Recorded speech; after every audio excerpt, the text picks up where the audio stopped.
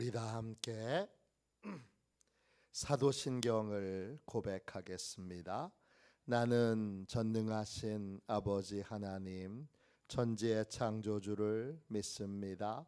나는 그의 유일하신 아들 우리 주 예수 그리스도를 믿습니다. 그는 성령으로 잉태되어 동정녀 마리아에게서 나시고 본디오 빌라도에게 고난을 받아 십자가에 못 박혀 죽으시고 장사된 지 사흘 만에 죽은 자 가운데서 다시 살아나셨으며 하늘에 오르시어 전능하신 아버지 하나님 우편에 앉아 계시다가 거기로부터 살아있는 자와 죽은 자를 심판하러 오십니다. 나는 성령을 믿으며 거룩한 공교회와 성도의 교제와 죄를 용서받는 것과 몸의 부활과 영생을 믿습니다. 아멘. 우리 함께 찬양하겠습니다. 찬송가 413장 우리 함께 찬양 드리도록 하겠습니다.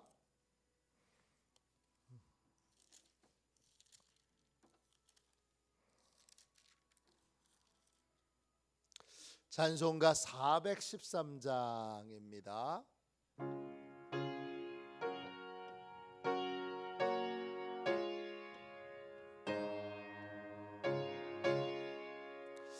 내 평생에 가는 길 순탄하여 늘 잔잔한가 같던지 큰 풍파로 무섭고 어렵던지 나의 영혼은 늘 변하다. 내 영혼 평안해. 내 영혼 평안해. 저 막히는 우리를 삼키려고 입 벌리고 달려와도 주 예수는 우리의 대장 되네. 끝내 싸워서 이기리라. 내 영혼 평안해. 내 영혼 평안해. 내 지은 죄 종피 같더라도 주 예수께 다 아뢰면 그 십자가 비로소 다시 수사 흰 눈보다 더 좋아하리라. 내 영혼 평안해. 내 영혼 평안해. 저 공중에 구름이 일어나며 그 나팔이 울릴 때에 주 오셔서 세상을 심판해도 나의 영혼 겁없으리 내 영혼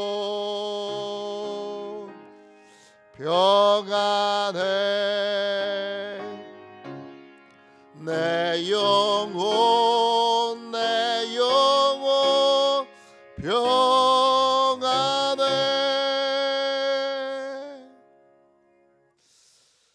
아침에 드리는 기도를 같이 드리겠습니다. 화요일 아침에 드리는 기도를 같이 드리겠습니다. 함께 기도합니다. 주님을 떠나서는 제게 행복이 없음을 인정하고 고백합니다.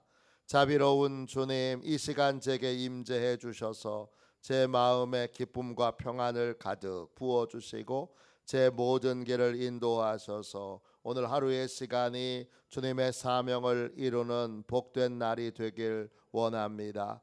예수 그리스도의 이름으로 기도합니다. 아멘. 하나님 말씀을 같이 보겠습니다. 창세기 39장 19절부터 23절까지 말씀입니다.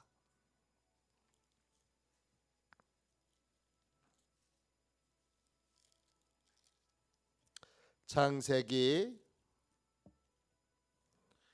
39장 19절부터 23절까지 말씀입니다. 19절부터 23절까지 우리 귀한 말씀을 같이 읽겠습니다. 함께 읽습니다. 그의 주인이 자기 아내가 자기에게 이르기를 당신의 종이 내게 이같이 행하였다 하는 말을 듣고 심히 노한지라. 이에 요셉의 주인이 그를 잡아 옥에 가두니 그 옥은 왕의 죄수를 가두는 곳이었더라.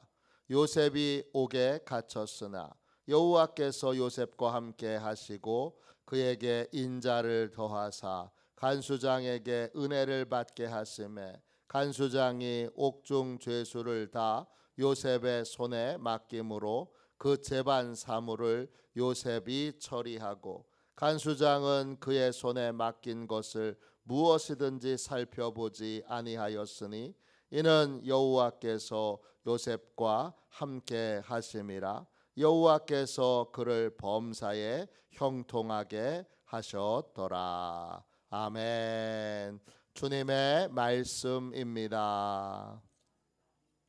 감사함으로 하나님의 말씀을 우리의 온 심령에 받았습니다. 형통의 신비를 누리는 믿음의 사람, 형통의 신비를 누리는 믿음의 사람, 이런 제목으로 같이 은혜 나누겠습니다. 믿음의 사람이 하나님께 구해야 될 것은 성공이 아니라 형통입니다. 성공은 한때입니다. 성공은 잠시입니다.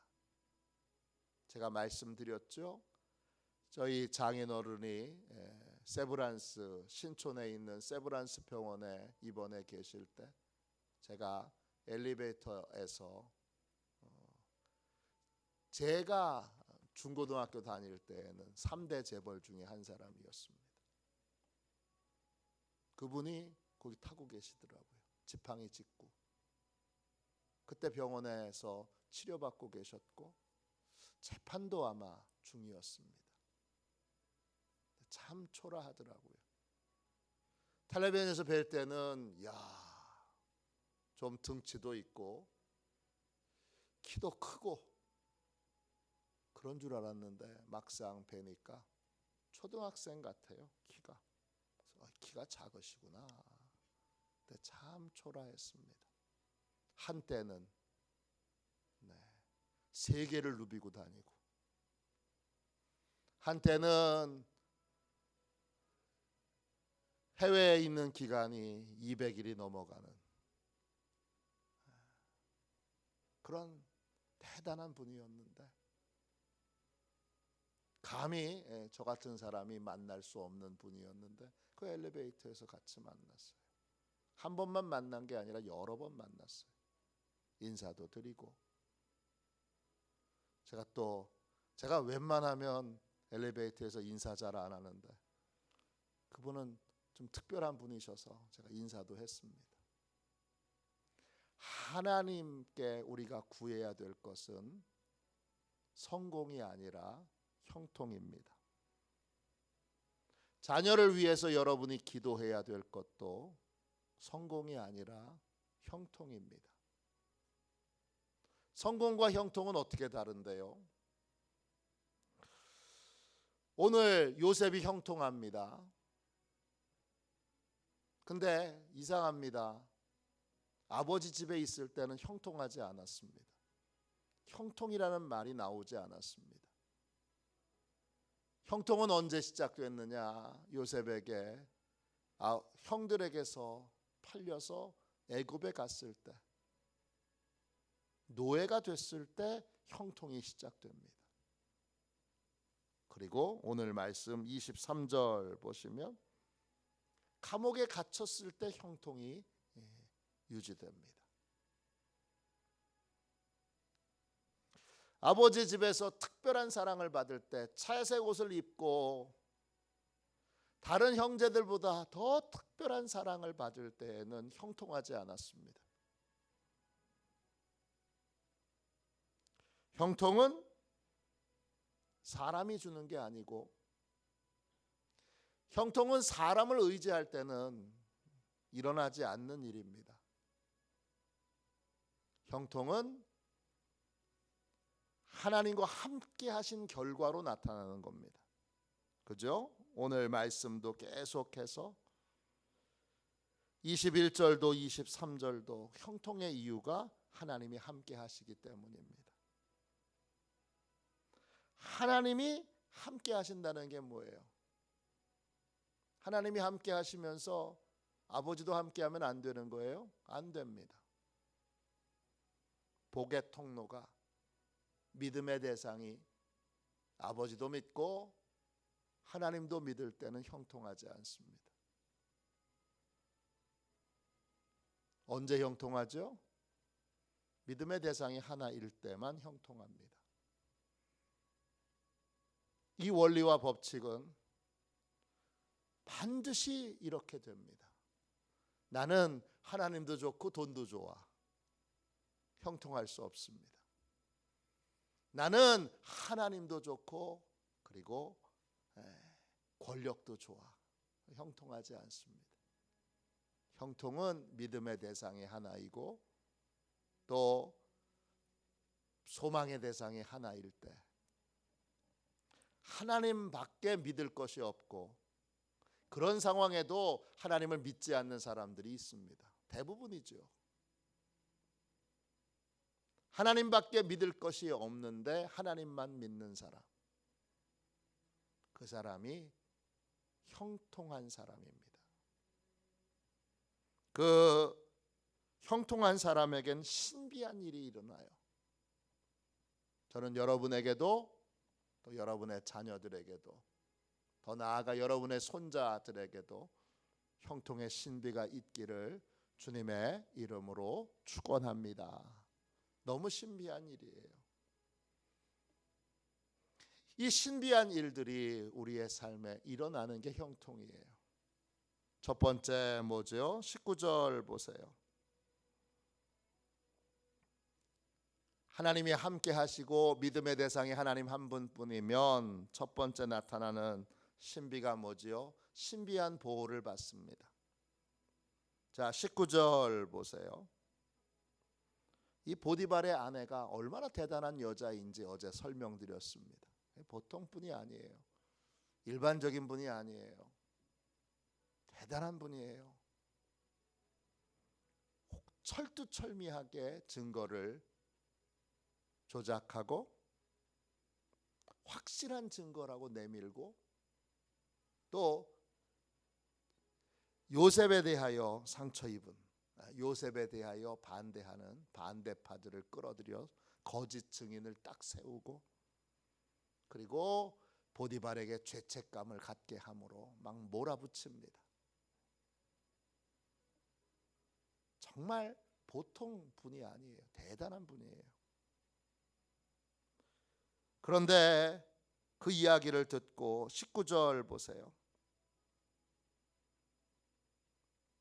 보디발의 아내가 말하죠. 당신의 종이 이같이 행했다고. 그래서 그 말을 듣고 보디발이 심히 분노합니다. 심히 분노한다. 심히 노한지라, 이 말이 히브리어 원어로는 어떻게 되어 있느냐? 분노에 불이 붙었다, 이렇게 되어 있어요.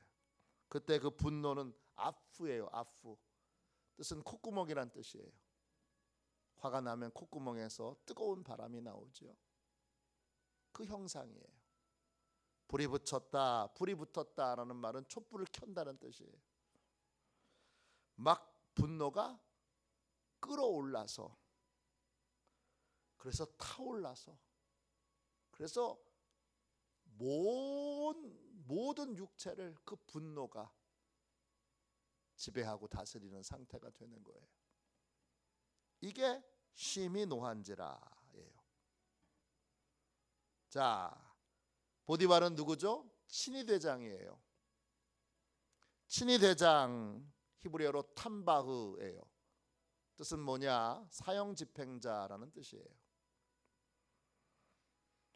학살하는 사람, 이런 뜻이에요. 왕의 친위대장이니까 왕의 위협을 가하는 사람은 누구든지 바로 사형을 집행할 수 있는, 찔러 죽일 수 있는, 화살을 쏴서 죽일 수 있는 살인 면허를 가지고 있는 사람이 보디발이에요.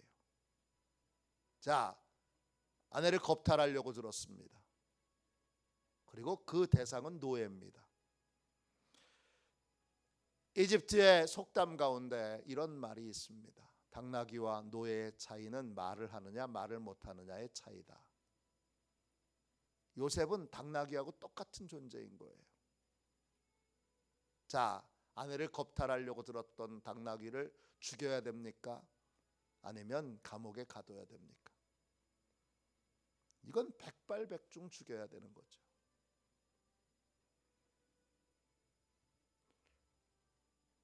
또 보디발에겐 살인 면허가 있어요. 또 대상은 당나귀처럼 취급해도 되는 그러한 노예예요. 그런데 요셉을 죽이지 않아요. 왜 죽이지 않죠? 하나님의 신비한 보호가 요셉과 함께하기 때문입니다. 당연히 죽여야 되는 거예요. 이건 100번 물어봐도 100번 죽여야 되는 게 맞아요. 안 죽입니다. 왜 안 죽일까요? 아내가 너무 완벽하게 증좌를 들이대니까 더 조사해 보기로 결정한 것입니다. 더 조사해 보기로 결정해서 사형을 뒤로 미룬 겁니다. 그래서 감옥에 가둔 겁니다. 이건 보디발의 선택이고 그 배후에 계신 하나님은 어떻게 결정하시죠? 그 하나님이 신비한 보호로 요셉을 보호해 주시는 거예요. 그게 형통이에요. 두 번째 보세요. 20절 보세요. 요셉이 이제 갇힌 곳은 어디예요? 요셉이 갇힌 곳은 프리즌이 영어로 얘기하면 프리즌이 아니라 던전이에요. 던전과 프리즌의 차이는 던전은 지하 감옥이에요. 지하 감옥 그러면 지금 같은 콘크리트로 만들어진 그러한 튼튼한 곳이 아니에요, 여러분. 어떤 곳이에요? 흙을 파서 동굴 같은 곳에 가둔 거예요. 그 감옥은 어떤 감옥이냐? 지하 감옥이면서 동시에 왕궁에 있는 감옥이에요. 이 옥에 가두니, 그 옥이라는 말이 히브리어로는 왕궁에 있는 감옥이라고 되어 있어요. 그 왕궁에 있는 감옥은 왕의 죄수들을 가두는 곳이에요. 그러니까 정치인들을 주로 가두는 감옥이에요.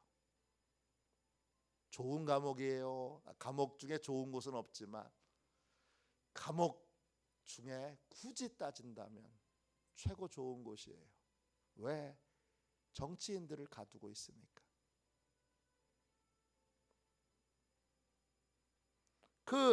그곳에 요셉을 뒀어요. 왜냐? 그곳은 보디발이 다 관리할 수 있는 곳이에요. 근데 그곳에 있는 요셉이, 여러분 두 번째 보세요. 20절 보세요. 21절 보세요. 두 번째, 근심하거나 걱정하거나 염려하거나 두려워하는 모습이 하나도 없어요. 그렇죠? 주인 마님을 겁탈했다는 죄명으로 옥에 갇혔으면, 그것도 노예라면 벌벌 떨고 안정이 안 돼야 되는 게 맞아요. 근데 21절 보세요. 너무 편해. 감옥에 있는데도 너무 편해요. 뭐가 편한 거예요? 마음이 편한 거예요. 두 번째 신비는 뭐예요? 신비한 평안이 있습니다. 왕궁에 살면서도 마음이 불안했던 사울도 있는데, 감옥에 갇혀서, 그것도 던전 지하 감옥에 갇혀서 언제 죽을지 모르는 상황에서 요셉이 너무 편안합니다. 어떻게 이렇게 편안하죠? 신비한 평안이 함께하기 때문입니다. 신비한 평안이 함께하면 무슨 은혜가 임하느냐? 지금 주어져 있는 일에 집중할 수 있는 은혜가 부어집니다. 지금 있는 일에 집중하게 되는 거죠. 공부 잘하는 아이들의 특징이 뭐예요? 수학 시간엔 수학합니다. 영어 시간엔 영어합니다. 그 시간에 맞는 것에 집중하는데, 공부 못하는 아이들은 어떻죠? 수학 시간에 영어합니다. 영어 시간에 물리합니다. 공부 못하는 학생들의 특징이에요. 그 일에, 지금 주어져 있는 일에 집중하는 것이 형통인데, 그 집중하는 건 어디서부터 시작되는 거예요? 신비한 평안으로부터 시작되는 거예요. 신비한 평안이 임하니까 앞으로 어떻게 될지, 또 뭐 어떻게 될지, 이런 거를 계산하고 예상하고 고민하고 갈등하고. 겟세마네 동산에 있던 제자들은 너무 고민을 많이 해서, 너무 힘들어서 지쳐서 예수님이 같이 기도하자 그랬는데 다 졸고 다 자고 그랬는데, 왜 그렇죠? 안에 내면에 고민과 갈등과 계산이 너무 많으니까 그런 거예요. 그런데 하나님의 신비한 평안이 임하면 집중할 수 있게 됩니다. 세 번째 21절 다시 보세요. 세 번째 뭐죠? 신비한 매력을 갖습니다. 21절, 하나님이 함께 하셔서 그에게 인자를 더하셨어요. 그 인자, 헤세드예요. 더하다라는 말은 확대하다는 거예요. 헤세드는 변함없는 사랑이에요. 변함없는 충성이에요. 누구에 대한 충성이에요? 하나님이 요셉에 대한 충성이에요. 충성이란 단어는 맞지 않죠. 그러면 하나님이 감옥에 가서도 변함없이 요셉을 사랑하여 돌봐주시는 거예요. 이게 인자예요. 그게 어떻게 됐어요? 나타나요. 하나님의 인자가 이 감옥 속에서도 변함없이 있구나. 이게 평안이에요. 이게 신비한 평안인데, 신비한 평안이 임하자 21절 다시 보면 간수장에게 은혜를 받게 됩니다. 헨이라는 말이에요. 호감과 매력이라는 뜻이에요. 아니 그 노예 소년이 뭐 그렇게 매력 있겠어요. 그런데 이 소년에게 깊은 매력을 느낍니다. 매력을 느끼면 어떻게 되죠? 신비한 매력을 갖고 있으면 사람들이 가까이 옵니다. 만나고 싶고 보고 싶고 얘기하고 싶고 그렇습니다. 형통은 신비한 매력을 갖게 합니다. 여러분도 하나님과 함께 하는 사람을 만날 때 신기하게 그 사람과 계속 오래 함께 있고 싶죠? 저도 그렇습니다. 저도 제가 존경하는 제 멘토 목사님을 만날 때 물론 멘토 목사님이 밥을 사주시기도 하고 또 차를 사주시기도 하지만 때때로는 제가 밥도 사드리고 차도 사드리고 선물도 사드리면서도 제가 계속 돈을 쓰면서도 그분 옆에 같이 있고 싶습니다. 신비한 매력을 느끼기 때문입니다. 형통하면 세 번째, 신비한 매력을 느낍니다. 22절 보세요. 네 번째, 형통하면 신비한 믿음을, 신비한 신뢰를 받게 됩니다. 간수장은 옥의 전반에 대한 모든 일들을 관리하고 또 책임지는 사람이에요. 감옥에 있는 사람들, 간수들의 대부분의 특징은 뭐죠? 믿음이 없어요, 사람에 대한. 왜? 죄수들만 다루니까. 맨날 거짓말쟁이, 사기꾼들만 다루니까 믿음이 없어요. 근데 22절 보시면 요셉을 언제 봤다고 그렇게 매력을 느끼면서 요셉에게, 아니 죄수잖아요, 죄수인데 재반 사무를 다 요셉에게 맡겨요. 그리고 23절 보세요. 요셉에게 맡긴 건 쳐다보지도 않아요. 나보다 더 확실하게 해. 그렇게 믿어요. 신비한 신뢰가 생긴 거예요. 형통의 핵심은 신비한 신뢰가 생겨서 나를 신뢰하는 사람이 많이 생기는 거예요. 저분은 믿을 만해. 저 소년은 믿을 만해. 이게 어떻게 가능해요? 죄수인데, 그것도 주인 마님을 겁탈한 죄명으로 감옥에 갇힌 사람인데 이게 가능합니까? 뭘로 설명하실 거예요? 이게 형통이에요. 진심으로 믿어주는 사람이 생기는 거예요. 그것도 감옥에서, 그것도 간수장에게, 그것도 간수들에게 진심으로 믿어주는 그러한 놀라운 일들이 생기는 거죠. 그래서 23절 끝에 보세요. 그래서 범사에 감옥에 있든지 노예가 되든지 범사에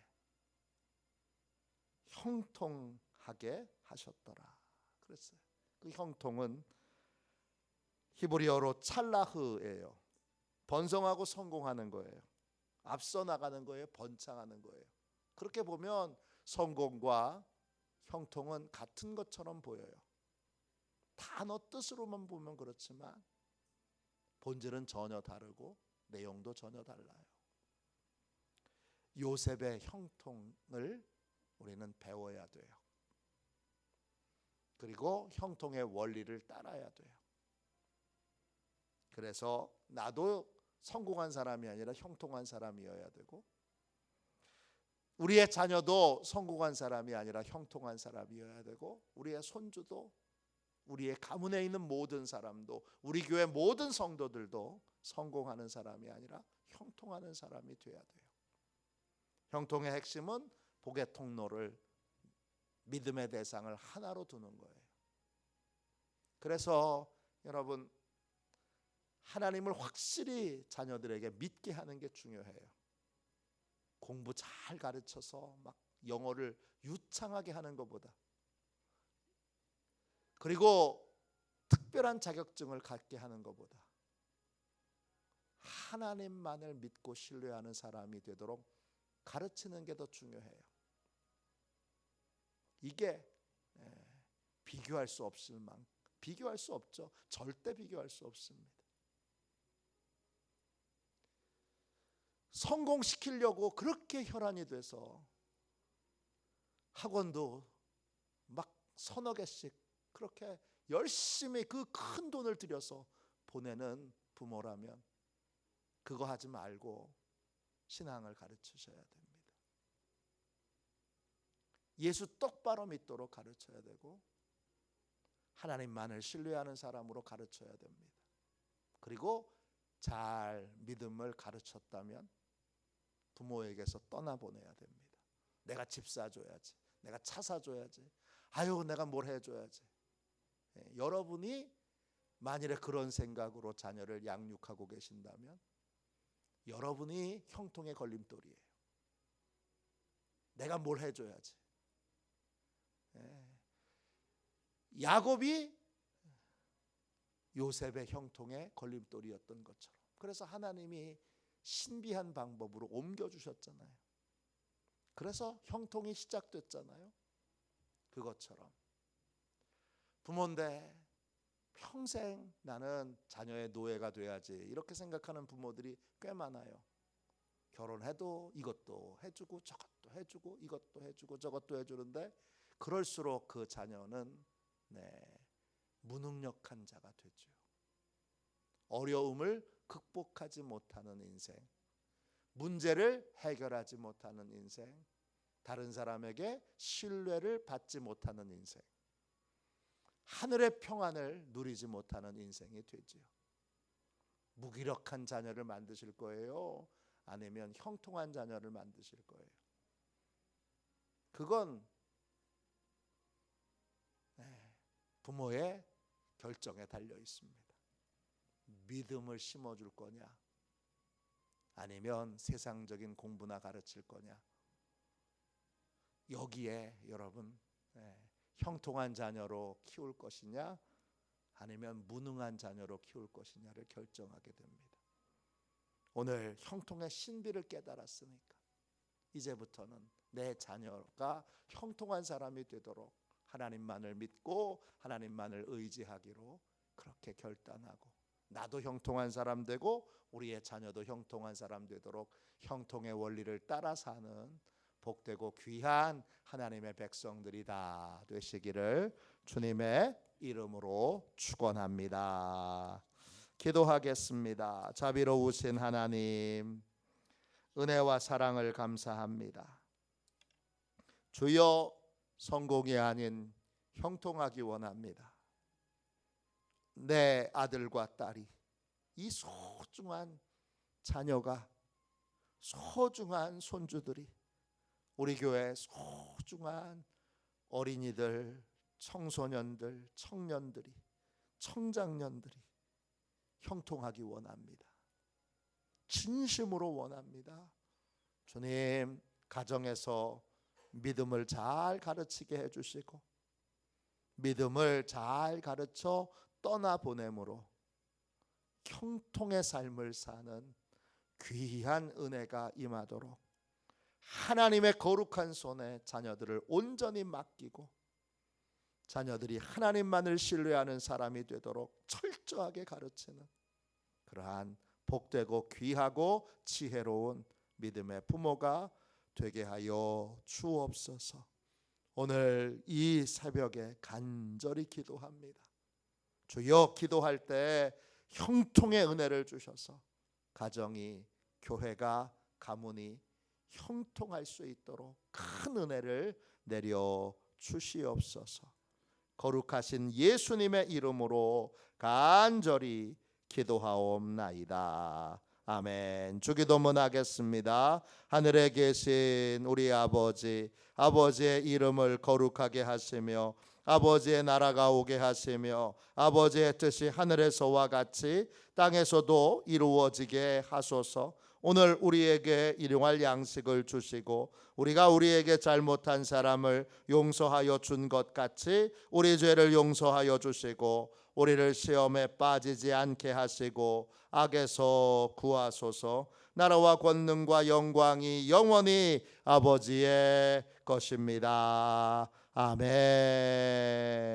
우리 치유 능력을 위하여 같이 기도하겠습니다. 치유 능력을 위하여 함께 우리 기도하고 오늘 말씀을 붙들고 형통한 은혜가 임하는 가정과 가문이 되도록, 교회가 되도록 우리 뜨겁게 기도하겠습니다. 치유 능력을 위하여 같이 기도합니다. 기도하겠습니다. 하나님 아버지, 이중구 목사님과 조지의 사모님에게 건강과 성령의 능력을 주옵소서. 목사님께 치유의 능력으로 기름 부으사 손을 얹을 때마다 치유의 역사가 일어나게 하옵소서. 목사님께서 손을 얹을 때마다 치유하는 광선을 바라사 모든 성도들이 치유를 받게 하옵소서. 목사님께 사단과 마귀를 물리치는 영적 권세를 주셨으니 사용할 때마다 기적이 일어나게 하옵소서. 목사님께 신유의 은사, 권위의 은사, 영분별의 은사, 기도의 은사를 풍성하게 주옵소서. 목사님의 기도를 통해 소경이 보며 안전뱅이가 걸으며 청각장애인이 들으며 암병들이 쏟아지며 에이즈 병균이 소멸하여 치유되며 악한 영들이 나가며 문둥이가 깨끗함을 받으며 갇힌 자들이 자유함을 얻는 기적과 이적과 표적의 역사가 나타나게 하옵소서. 아멘. 우리 두 손 들고 함께 주님 3번 부르짖어 간절히 하나님 앞에 기도하겠습니다. 기도합니다. 주여, 주여.